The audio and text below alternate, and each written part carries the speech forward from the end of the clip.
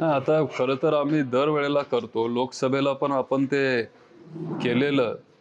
आणि ज्या लोकांनी आम्हाला साथ दिली आणि ज्या लोकांनी साथ दिली नाही त्यांच्यापर्यंत आपण परत एकदा गेलं पाहिजे, त्यांचे आभार आपण मानले पाहिजेत. हीच शिकवण आम्हाला पवार साहेबांची आहे आणि त्याच्यामुळं हा आभार दौरा आपण आता काढलाय. मतपडताळणीसाठी अर्ज केलेला आहे, काय नेमकी भावना आहे, संशय व्यक्त करतात? नाही, खरं तर अख्ख्या महाराष्ट्रामध्ये एक संशयाचं एक वातावरण आहे, संभ्रमाचं वातावरण आहे. फक्त बारामतीतच नाही, जर फक्त इथं असतं तर मग वेगळी गोष्ट आहे. पण अख्ख्या राज्यात जे मोठे मोठे दिग्गज आहेत, कधी न हरणारे नेते, ते तिथं हरलेत. त्यांच्या त्यांच्या पारंपरिक मतदारसंघामध्ये एवढं काम करून पण ते तिथं निवडून आले नाहीत. आणि नक्की हे का झालं? आणि जर सुप्रीम कोर्टाने हा अधिकार आम्हाला दिलाय, साधारण 5% आपण बूथ चेक करू शकतो, 5% बूथ आपण रिचेकिंग करू शकतो, आणि जर हा अधिकार आम्हाला दिला असेल एक नागरिक म्हणून, तर मग ते चेक करायला काय हरकत आहे?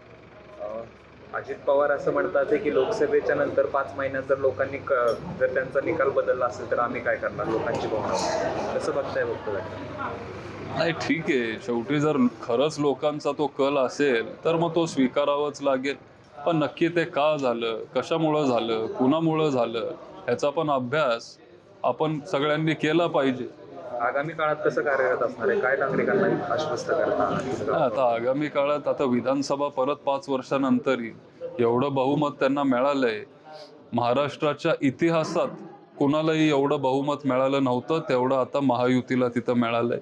पण आता लगेच आपले कारखान्याचे निवडणुका येतील, पंचायत समिती, जिल्हा परिषद, जे काय आपले स्थानिक स्वराज्य संस्थाचे जे काही निवडणुका आहेत ते सगळे येतील. सगळी निवडणूक ती वेगळी असते आणि त्या पद्धतीने आम्ही लोकांपर्यंत पुढं जाऊ. काकांचं अभिनंदन केलं? अजून अजून मी करू शकलो नाही, पण उद्या जर ते मला भेटले तर मग 100% करीन, आणि आता तुमच्या माध्यमातून पण मी करीन.